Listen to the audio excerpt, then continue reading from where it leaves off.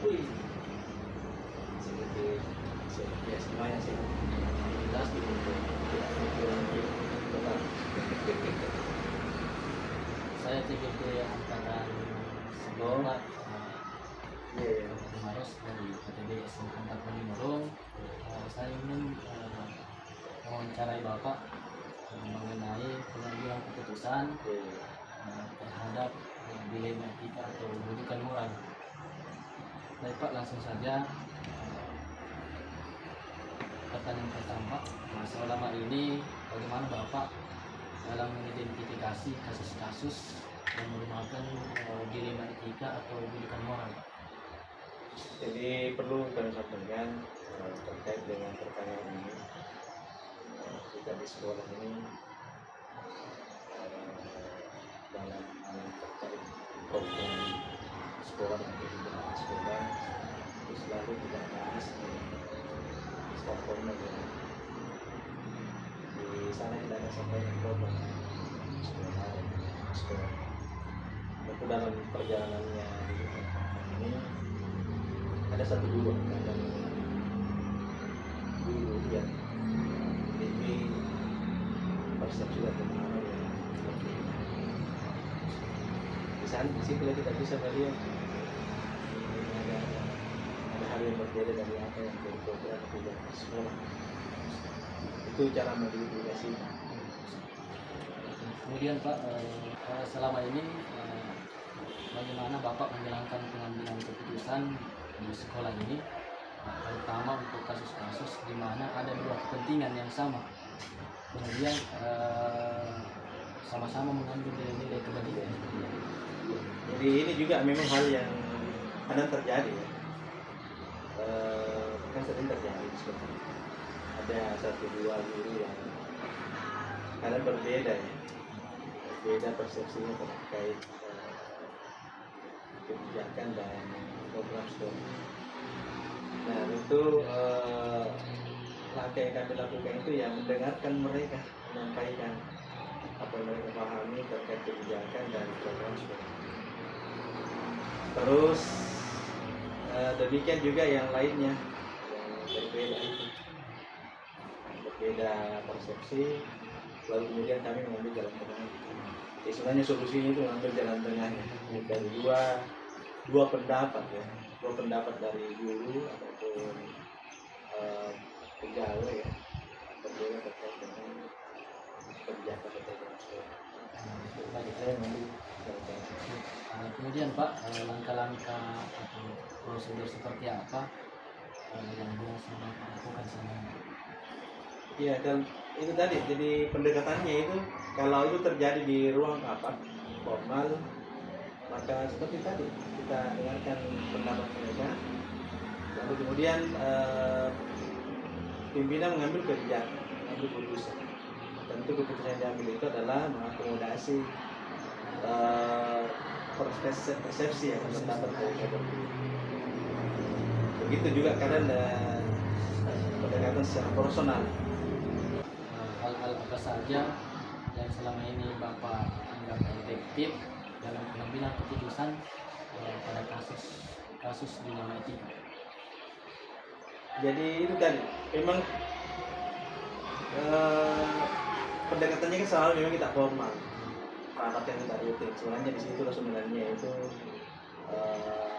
ruang untuk teman-teman menyampaikan pendapat, menyampaikan persepsi terkait program sekolah. Pasti kan ada perbedaan kan. Untuk perbedaan itu juga jadi terkait yang pertama, perbedaan pandangan ya terkait kebijakan sekolah atau program sekolah. Itulah kemudian kita akomodir semuanya, lalu kemudian mengambil jalan tengah yang tentu tidak merugikan keduanya.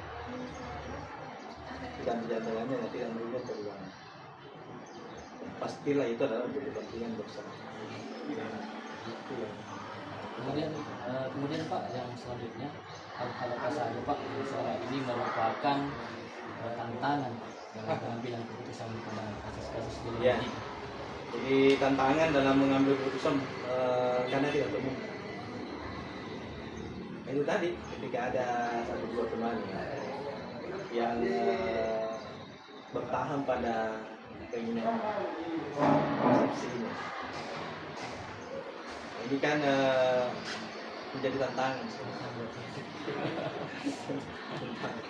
Tapi lagi-lagi pemecahannya hanya pendekatan dewasa kita. Nah, secara personal sampaikan bagi rapat formal kita sampaikan bahwa sesungguhnya apa yang disampaikan adalah bagaimana apa ya, kirim persepsinya supaya bisa memahami untuk kepentingan lima atas kepentingan sekolah. Selalu. Kemudian Pak, selanjutnya apakah Bapak memiliki sebuah tatkala ada jadwal tertentu Pak dalam sebuah penyelesaian kasus ini kita?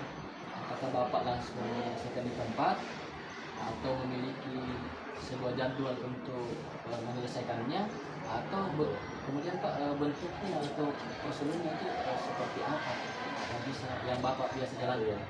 Kalau terjadi konflik apa ya, dilema etika ini, kadang kita bisa lakukan di ketika itu terjadi misalnya di ruang rapat ada perbedaan, itu tadi kita langsung ambil alih perbedaan tadi dari dua teman kita ini yang berbeda, yang masing-masing mempertahankan keinginannya, pertahankan persepsinya, pandangannya. Kita akan ambil alih jalan tengah. Nah, ini masalah harus bisa selesai. Kalau dianggap itu tidak efektif, dan biasanya sih selesai. Kita sampaikan itu apa yang menjadi keputusan rapat ini adalah menjadi keputusan bersama. Tapi kalau berlanjut, kita panggil secara personal. Kami biasa di sini, jelaskan secara bergantian. Saya panggil penjelasan sebenarnya apa yang membuat Anda mempertahankan pendapat. Jadi kita dengarkan kalau memberikan penjelasan pemahaman bahwa ketika berbicara terkait kepentingan sekolah, bahwa kepentingan pribadi harus didahulukan dengan kepentingan sekolah. Karena kita berada dalam lingkaran organisasi, demikian juga yang lain. Hanya dia dengan cara itu bisa menerima. Menarik sekali. Kemudian Pak, selanjutnya Pak, adakah Pak seseorang atau faktor-faktor apa yang selama ini mempermudah atau membantu Bapak dalam mengambil keputusan yang kaitannya Pak dalam kasus-kasus di lima itu? Kalau yang mempermudah, saya lihat alhamdulillah saya apresiasi beberapa teman yang cukup mensupport setiap program dan kegiatan sekolah itu. Dan ini yang mempermudah sebenarnya. Yang harus mensupport, membantu kami. Tentu kan kami bisa melakukan sendiri, membutuh teman-teman, terutama yang perangkat-perangkat AC, kelas dan sebagainya di motor. Kami terbantu dengan respon positif dari teman-teman terkait dengan lantai program yang kita ambil di sekolah. Itu yang mempermudah. Kemudian Pak, terakhir Pak, sudah di akhir dari semua hal yang Bapak sudah jelaskan dari poin 1 sampai pertanyaan terakhir, kira-kira Pak pembelajaran apa yang dapat Bapak petik dari pengalaman Bapak dalam pengambilan keputusan yang terkait dengan bidang etika ini? Pertama memang harus sabar. Itu modal Pak itu. Bersabar menghadapi semua masalah. Karena dengan cara itulah kita bisa lebih bijak dalam mengambil keputusan. Sabar, lalu kemudian tidak terburu-buru juga. Sabar, tidak terburu-buru. Dan ya, saya kira tabayun. Ya, kemudian dengan cara itu ya salah langkah-langkah kita ambil bisa lebih bijak. Intinya memang bagaimana mengakomodasi, mengakomodir ya semua keinginan teman, dengan membawa ke dalam satu kerangka kepentingan bersama. Selalu memang itu. Jadi, tentu pimpinan itu selalu berada di tengah. Iya, karena hanya cara itulah kondisi bisa terjadi, kondisi bersamaan bisa terjaga dan semuanya. Jadi kalau ada yang berbeda wajar, karena kita kan di sini sekolah ini banyak, 40-50-an kepala, pasti berbeda-beda lah keinginan dan maksud kepentingannya juga. Tapi tugas kami itu bagaimana mengantar bisa masuk dalam kerangka kepentingan bersama. Banyak itu bisa berpikir untuk kepentingan bersama. Selesai itu bangsa. Seperti jadi bersahabat harus bijaksana dan tentu memang juga ya harus tahan banting. Mungkin lebih ke bersahabat. Lebih bersahabat ya. Mungkin Bersahabat ya lebih bijak. Saya kira itu jauh lebih pas. Soal kompetensi dan seterusnya kita ini adalah teamwork. Iya, kita ini sebenarnya bekerja bersama. Bisa nggak sendiri. Seperti itu namanya organisasi, terutama di satuan pendidikan. Pak, tidak terasa ini Pak, dari 8 pertanyaan sangat menarik Pak. Diskusi kita atau wawancara kita pada siang hari ini. Saya sebenarnya mau lebih lanjut lagi Pak. Iya. Untuk waktu Bapak, saya sangat berterima kasih Pak. Terima kasih atas kesempatannya. Semoga Bapak senantiasa diberikan kesehatan. Insyaallah. Amin. Terima kasih Pak. Assalamualaikum warahmatullahi wabarakatuh. Bismillahirrahmanirrahim.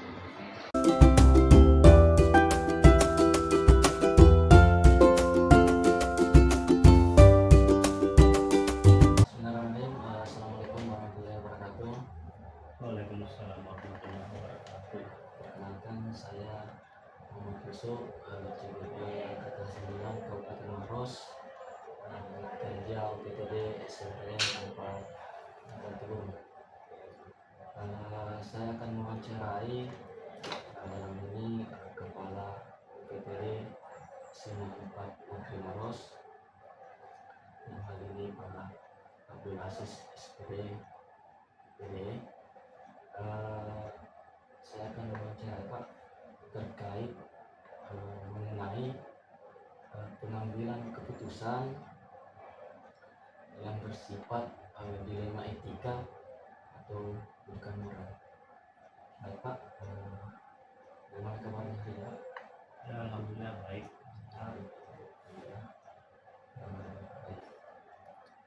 Baik Pak, langsung saja.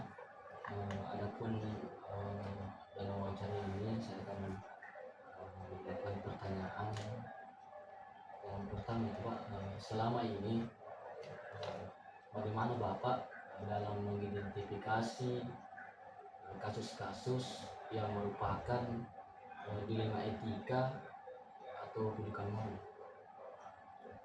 Ini untuk dikhususkan untuk pendidikan dan pendidikan atau termasuk masalah-masalah yang Bebas, intinya terkait dengan apa yang terjadi di dalam sekolah.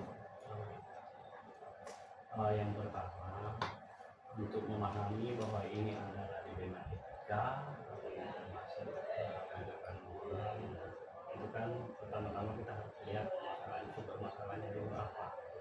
Nah, setelah itu baru kita bisa mengambil kesimpulan bahwa dilema etika ini adalah satu masalah yang sifatnya dilema etika, di mana sepertinya dilema etika ini terbawa dari kehidupan awal dan kehidupan sehari-harinya, sementara bukan moral itu ya kadang mungkin terjadi secara disilipsian saja seperti itu, mungkin karena ada yang memancing emosi emosi atau memberi pendapat yang mungkin berbeda dengan opini mereka, sehingga penyelesaiannya juga itu membutuhkan solusi yang berbeda. Oke, baik. Kemudian Pak, selama ini bagaimana Bapak menjalankan pengambilan keputusan di sekolah Bapak, terutama untuk kasus-kasus di mana ada dua kepentingan yang sama-sama benar atau sama-sama mengandung nilai kebajikan? Terkadang dalam pengambilan keputusan yang dilakukan di sekolah ini itu kita lihat dulu kasusnya seperti apa dan kira-kira solusi apa yang seharusnya kita berikan. Kalau misalnya persoalan itu ada dua, misalnya dari pendidik itu ada usulan dua permasalahan yang memang sebenarnya sama-sama bagus. Kita lihat dulu sisi kepentingannya apa, kemudian sisi prioritasnya yang mana harus didahulukan, yang mana harus diprioritaskan lebih awal. Jadi kalau misalnya si A misalnya mengusulkan satu program, yang si B mengusulkan juga satu program yang mungkin memang sama-sama baik, sama-sama penting, ya kita lihat secara prioritasnya dulu yang mana harus didahulukan. Nah, seperti itu. Tapi kalau memang kedua-duanya ini memang harus dijalankan bersama-sama, ya tidak ada salahnya diberikan saja kesempatan jalankan program ini, jalankan program ini. Saya kira Kemudian Pak, langkah-langkah atau prosedur seperti apa yang biasa Bapak lakukan selama ini di sekolah ini? untuk melaksanakan usulan-usulan atau program-program yang dianggap merupakan satu kepentingan atau kepentingan bersama atau kepentingan dua kelompok yang berbeda misalnya, itu biasanya karena kebetulan kami di SMA 4 Maros ini kami memang sudah menyusun satu tim perencanaan dan pengembangan sekolah. Kemudian dari tim ini bekerja untuk misalnya ada program-program, ada persoalan-persoalan yang harus diselesaikan, itu biasanya kami diskusikan dulu. Kami diskusikan dengan tim, kemudian kami membahas solusinya apa yang harus dilakukan, dan kita harus melihat tidak ada pihak yang kita rugikan. Jadi seperti itu. Kalau memang seperti yang saya katakan tadi, kita lihat skala prioritasnya. Kalau memang ada yang harus didahulukan, ya kita dahulukan lah yang harus didahulukan. Sekalipun ada pihak-pihak tertentu, karena jujur membimbing atau membina satu kelompok besar itu, kita harus punya prinsip bahwa memang sudah pastilah tidak semua harus merasa terpuaskan, tapi bagaimana kita harus menjembatani mereka untuk sama-sama bersatu, sama-sama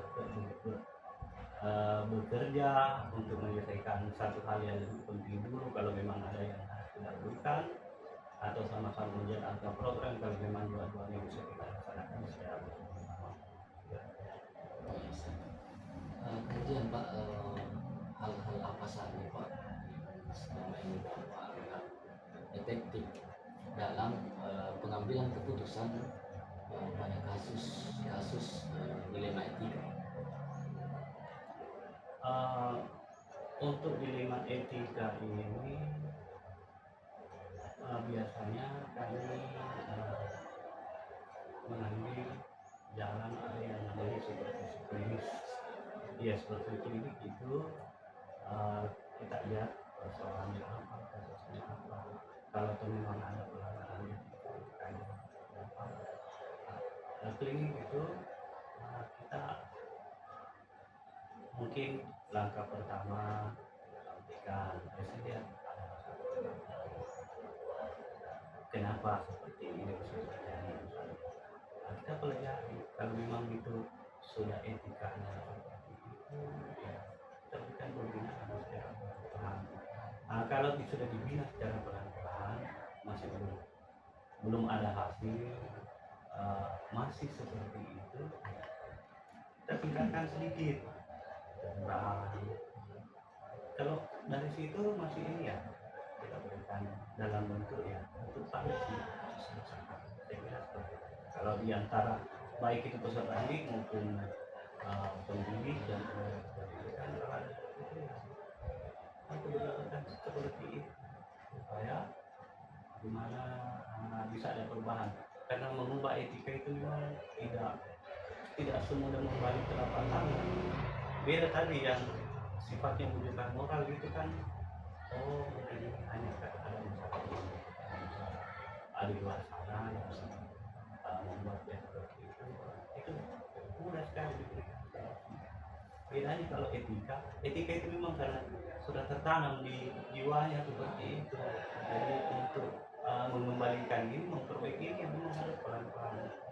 Nah itu ada tingkatan kaki meningkatkan kemudian kaki terakhir ini setelah pembina di satuan pendidikan ya keluar Ya Pak. Kemudian Pak, hal-hal apa saja selama ini yang merupakan tantangan dalam pengambilan keputusan pada kasus-kasus di etika ini? ya tantangannya ya sudah pasti banyak untuk keputusan-keputusan untuk kasus-kasus yang dilema etika itu ya memang kita harus betul-betul jeli dalam melihat permasalahan yang dihadapi atau dialami, karena kapan tidak mungkin kita kalau kita misalnya mau memaksakan kamu harus segera begini dan kalau memang itu adalah etika itu terjadi benturan pasti terjadi benturan baik di dirinya maupun di lingkungan sosial yang ada di sekolah, karena bisa saja mungkin karena ini kasus etikanya itu karena memang kurang pendampingan waktu dulu sebelumnya, sementara kita mau langsung seperti ini tantangan itu memang berat. Jadi seperti yang katakan tadi harus bertahap berjenjang untuk kasus etika ini. Beda, memang sedikit berbeda dengan itu yang memberikan moral yang kita mungkin sedikit lebih mudah dikenali dibanding yang sudah etikanya seperti itu ya mungkin ditegur hari ini ya mungkin besok terulang lagi ya sebagai pimpinan juga harus sadari itu, kita harus sadari oh ini memang sudah pembawaan karakternya seperti ini, bagaimana kira-kira cara mengembalikan misalnya semua orangnya sudah malas dari awal. Dan alhamdulillah selama saya jadi pimpinan di sini adalah beberapa teman-teman rekan-rekan saya yang saya perhatikan dari awal pembawaannya kayaknya seperti ini. Nah itu saya kadang begitu. Sementara ini memang ada banyak saya memang senantiasa perhatikan mulai lagi terlambat. Saya menyapa saja sekarang sudah dulu gitu bukan besok sekarang sudah mulai. Nah itu jangan secara pelan-pelan. Kita ya baik Pak, kemudian Pak, apakah Bapak memiliki sebuah jadwal tertentu dalam penyelesaian kasus dilema etika? Apakah Bapak langsung menyelesaikan di tempat atau memiliki sebuah jadwal untuk menyelesaikannya, atau kemudian bentuknya atau prosedurnya seperti apa yang Bapak biasa jalankan? Untuk jadwal tertentu mungkin ya kami senantiasa selalu menyiapkan waktu melihat situasi kondisi saja. Kalau yang ada ya mungkin hari ini saya biarkan dulu, karena biasanya seperti ini, kalau orang sudah etikanya seperti itu, begitu dia melakukan kesalahan langsung ditegur, itu kan akan terjadi uh, penolakan ya, terjadi gejolak. Saya baru begini sudah ditegur, si A begini, di pelan-pelan mungkin hari ini dia kondisinya, oh mungkin besok ya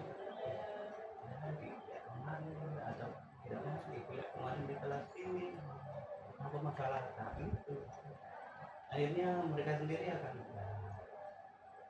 akan dulu saya lihat, karena ini yang saya lakukan selama ini.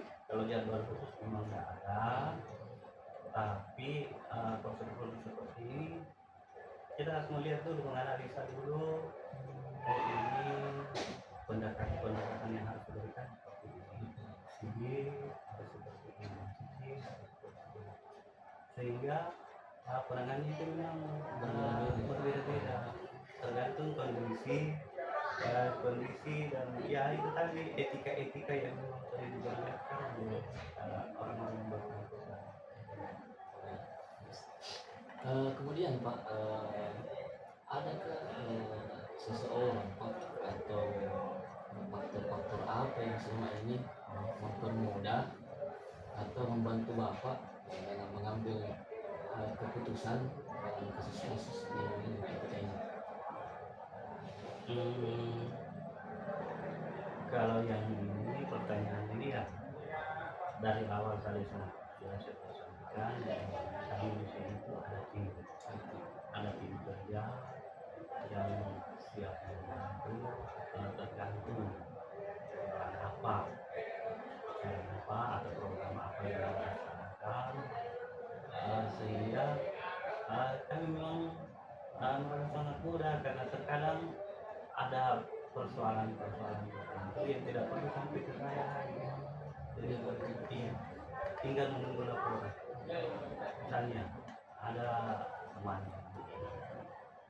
si A dan si B, saya akan melibatkan teman saya, tolong difasilitasi gimana ini. Kadang kami tinggal terima laporannya, oh seperti ini Pak, tidak semua saya lakukan. Maksudnya lebih spesifiknya itu Pak bisa kayak lokasi. Iya. Mungkin ada guru-guru yang tapi Bapak anggap kompeten. Biasanya kalau yang terkait dengan persoalan etika itu kami juga libatkan guru. Iya. Dan itu guru, karena saya tahu persis bagaimana BK itu kalau memang persoalan itu hanya di situ. Sampai hari ini untuk persoalan di situ itu jarang sekali ada yang sampai sini. Kan tinggal saya terima Pak, saya sampaikan. Kemudian juga akan dilibatkan ada lokasi belum pernah tahu ada pengembangan sekolah di sini. Dari sini kita berkolaborasi untuk kasus-kasus seperti ini ya, karena tidak perlu berlanjut lagi. Kalau ini diselesaikan ya, kita senantiasa lihat itu, tetap memperhatikan itu. Jadi kapan tidak ada perubahan ya kita kembali melalui tim ini ya. Menarik sekali Pak wawancara kita pada hari ini. Sebelum saya mengakhiri dari semua hal yang Bapak telah sampaikan, kira-kira Pak pembelajaran apa yang Bapak dapat petik dari pengalaman dalam Bapak mengambil keputusan ilmu etika ini? Untuk hal pengambilan keputusan dalam rangka dilema etika ini, intinya sesuai dengan pengalaman Anda, itu sebenarnya pembinaannya tidak bisa langsung saja sebelum memberikan pendapatan begitu. Memang harus dapat secara permukaan, dan kita lihat hasilnya. Jadi pengakuan ini yang kami coba kerjakan itu sebelumnya itu ya dalam beberapa masalah dengan untuk sampai saat ini ya saya lihat kalau ada sedikit perubahan cepat